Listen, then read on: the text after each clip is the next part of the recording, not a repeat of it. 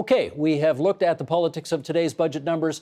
Now let's find out how those numbers add up with some economic experts. Angela McEwen is here. She is senior economist at the public sector union CUPE National and a policy fellow at the Broadbent Institute. Finn Poshman is an economist and resident scholar at the Fraser Institute. And Jeff Zakodny is a reporter at the Financial Post. And it's good to have you three here with us on Budget Day here at TVO. Angela, the budget is called Protecting What Matters Most. Did they do that? Absolutely not. It was really sort of disorienting watching the finance minister talk about the budget and look at the numbers that are in the budget. So he was talking about protecting frontline workers. He was talking about investing in healthcare and education. But when you look at the actual numbers and you compare them to numbers from the Financial Accountability Office, from the Auditor General's report last year, they're actual cuts when you're taking account of the new pension accounting. So healthcare increases at less than inflation, let alone at less than population growth. Education also increases at less than inflation and less than population growth. But it looks like in those numbers are baked in this additional $2.6 billion of pension accounting that is just an accounting change, that isn't actual new spending. Well, that was urged on them by the Auditor General, right? Sure, but then you can't compare this year's spending on healthcare with last year's spending on healthcare and say it's an increase. In your view, they did not protect what matters most. They cut spending. So, and I don't see how they're going to do that without cutting frontline workers, without cutting educational assistants, without cutting janitors, healthcare. How can they end hallway medicine when they're actually spending less than they did last year? Finn Poshman, in your view, did they protect what matters most? Well, it depends what matters most, Steve. Well, every government decides for itself what matters most. For fiscal hawks, they did not. And Monday, Wednesdays, and Fridays, I'm a fiscal hawk, and I'd look at the growing debt over the coming 4 to 5 years. Well, today's Thursday, so what do you think on a Thursday? Well, there's a lot to like. The best thing from the what do you like perspective, protecting what matters most, is the bottom line in program spending. So if you look at program spending overall, in nominal terms, in other words, just dollar for dollar, goes up 1% per year over the next 5 years. So that's population growth. So what this government, what this budget has done, is very quietly freeze spending, nominal spending in per capita terms. And if you want to hit a balanced budget target down the road, that's how you do it. So you're content tonight? There are great things to say about this budget. Jeff Zakodny, are you one of those who's going to, well, let me put it this way.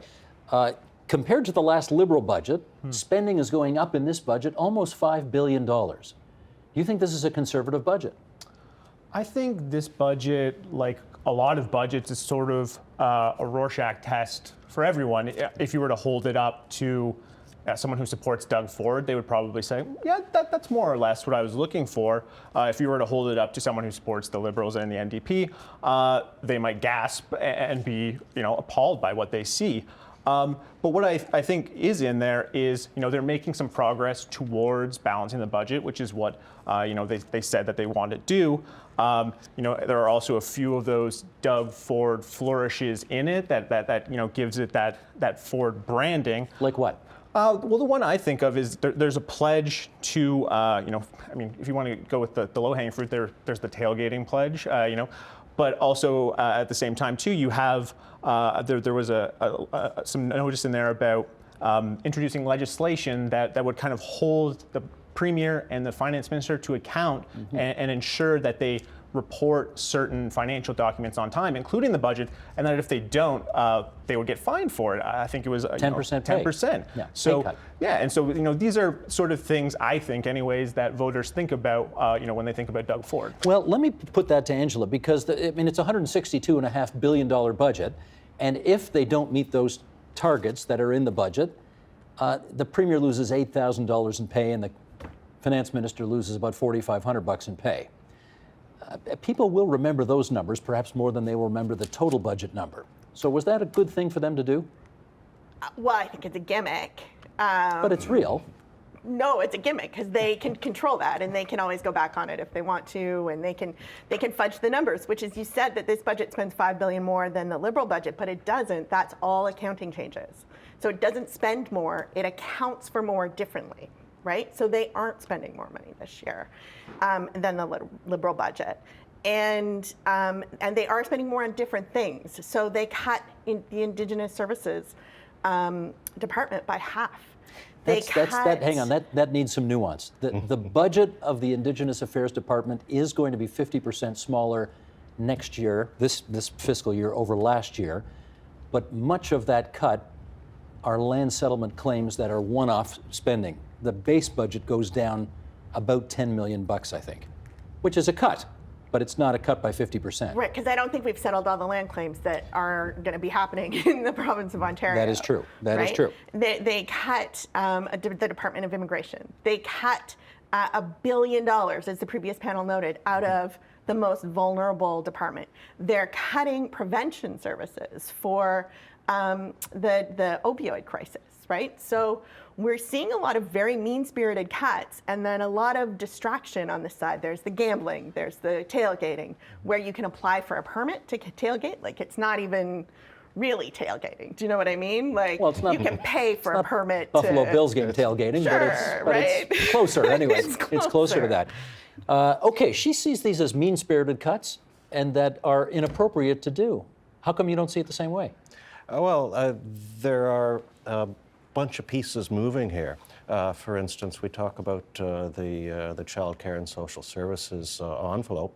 The budget also proposes, or is putting into place, a very interestingly structured child care expense deduction, rather, child care or refundable child care credit. Mm-hmm. And it has a pretty nifty design aimed at families who are with children who are heading into the workforce, and as far as balancing benefits across the income spectrum go, it does a pretty good job of that. It's set at a rate lower than the median cost of childcare in any municipality in Ontario. So it's not going to bring lower income people. It's not going to bring lower income people into the childcare market. It's going to subsidize higher income people who were already there. Oh, on the margin, it will bring people who otherwise wouldn't have entered the labor force, and that's not a whole lot of people. No, not based on its design. Sure. Okay, well, how about Jeff be referee on this one? You want to weigh in on that one? I think that regardless of all of that, again, this was the government trying to ensure that they followed through on things that they had previously announced. Like, they said this was something back during the campaign the Tories said that they wanted to do. And so, as they like to sort of repeat ad infinitum, promises made, promises kept, and so that's what they're trying to get across. And so, the numbers behind it, I guess, would sort of vary from where you are in the province. But for them, it's a bit of a mission accomplished, just in the fact that they managed to get it out there and that they managed to deliver on something that that they've been talking about for some time. But I think voters will know whether or not it works for them 3 years from now, right? And in terms of truth in advertising, though, is it a promise made and a promise kept? Absolutely, yeah. I just don't think it's actually going to help. You don't think it's going to do very much? Yeah. Let me put this to you, Fud.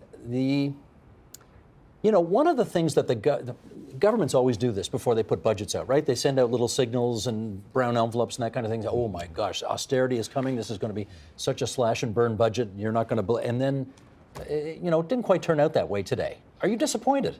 I can't say I'm disappointed. It is a pretty shrewd piece of political work alongside some okay economic measures, both respect to business tax and personal tax.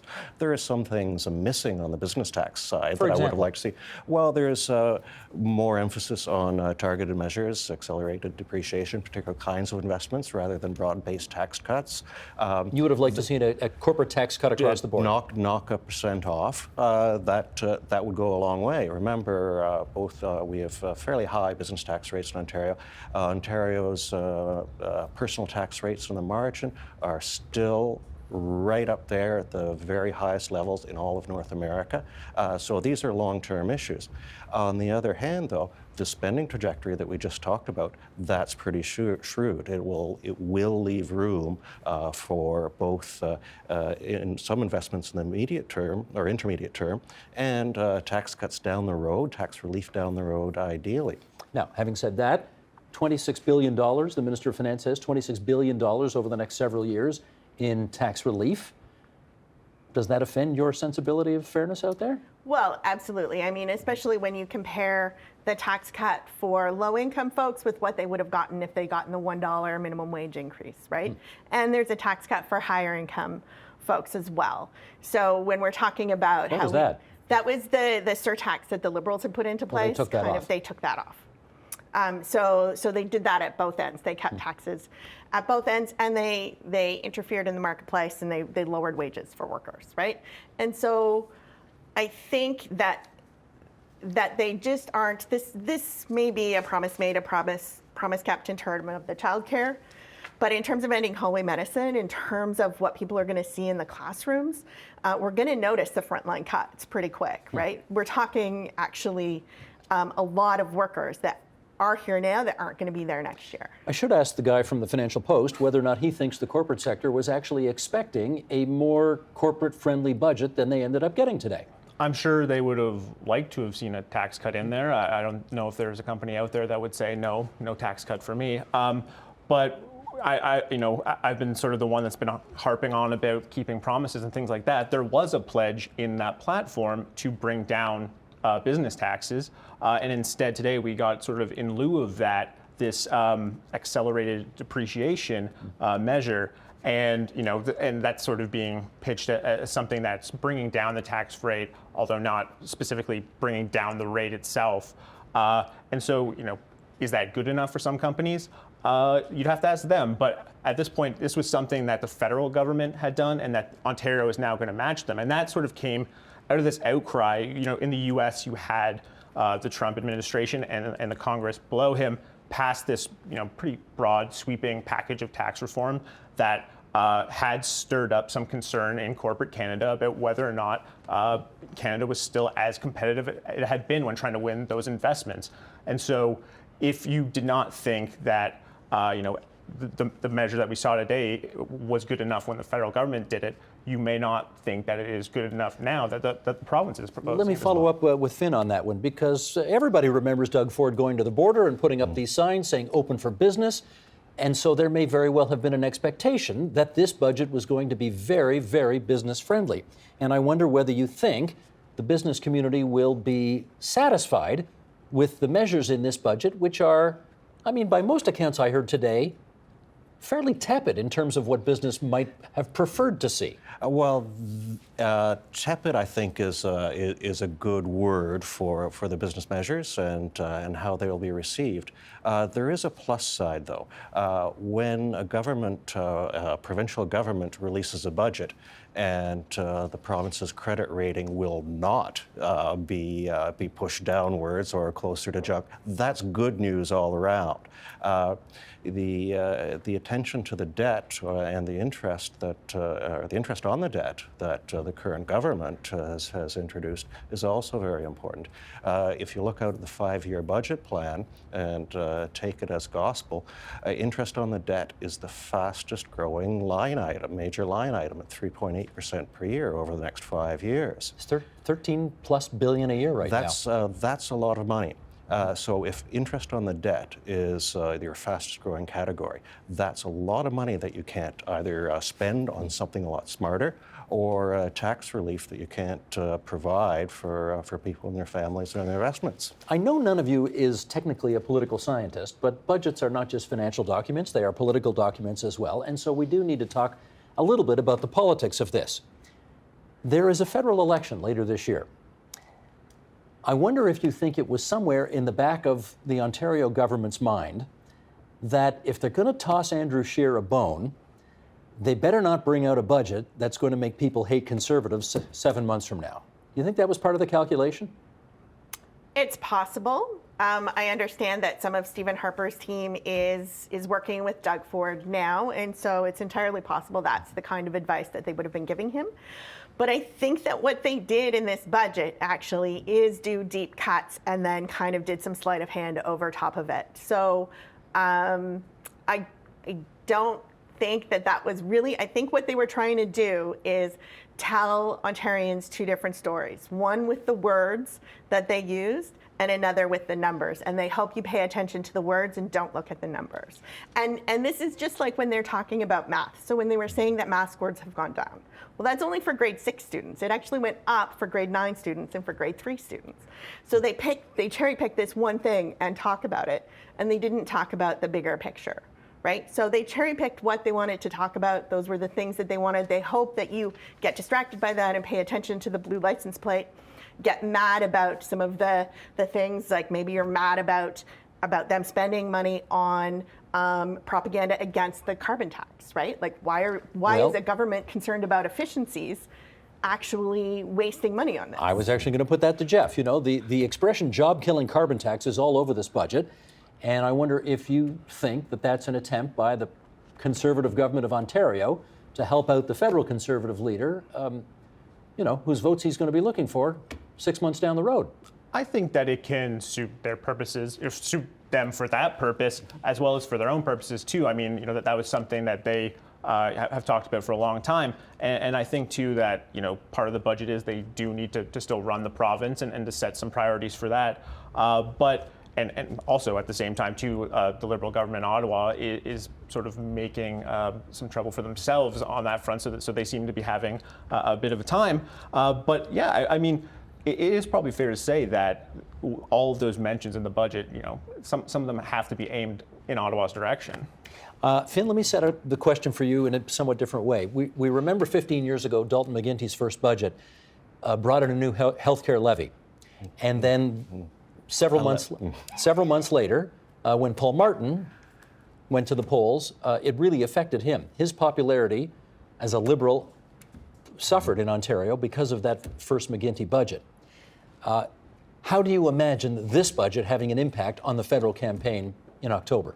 Well, being resolutely nonpartisan, I couldn't possibly comment on the political machinations. Having said that, without expressing any view on the wisdom, for instance, of having a carbon tax or not having one, or a cap and trade system, it's correct to observe that if you don't have one, your growth prospects are probably stronger and you'll probably have more investment and create more jobs. Whether you think that is a good thing or a bad thing, or it's the best way to approach the environment, is a completely different question. I mean, that's questionable, though, because renewable energy is actually a growth sector. There's more money going into that sector. Well, that's what Mr. McGuinty's government thought, too. Well, no, that's actually what big financial international firms are looking at. They're investing more of their money into renewable energy than they are into old stuff like coal or even natural gas. So I think that we're past the point where you can say that a carbon tax slows the economy down or cap and trade slows the economy down. We're actually into the point where the transition is happening, and the smart money, the smart places to invest are in renewable energy, are in retrofits for buildings, are in getting this transition happening. For example, there was a place up by Thunder Bay where they had taken wood pellets and they were making a really clever there's thing no question that the transition will come. No, but then they could have sold. They were right on the rail line. They could have sold it down to all the coal states in the States and made it a smart business investment. But we rolled that back, right? So we're actually at the point now where we're rolling back smart business investments purely on an ideological basis that we don't want to tackle climate change. The market does tend to look after smart business investments. And if we don't tackle climate change, what we're going to have to do is regulate, and that's going to be more expensive. Jeff wants in on this. Yeah, I was just going to say that in general, the economy is slowing. In Canada and in Ontario, the projection is that it's not, the economic growth is not going to be as great as it had been in previous years. And I wonder, too, if you manage to bring up all this noise around a carbon tax, too, that provides you a little bit of something to point at and say, things could be better. but this thing is here. We've got just a couple of minutes left. Let me see if I can get one more thing on the table here. You know that, and again, I won't spend too much time on this. We got a new trillium, and we've got a new license plate, and the government describes this as freshening up Ontario's look so that we can project a different, maybe more modern brand to the world. Does that make sense to you? Well, it does. I mean, as to the trillium, I never thought it looked like three fat men in a hot tub until somebody pointed it out. And now I just, I couldn't stop seeing it. So I think it is time for a refresh. And as for a place to grow, well, of course, it's a place to grow lots of things. What could that be a reference to? Maybe cannabis. That's what I was inferring anyway. What do you think?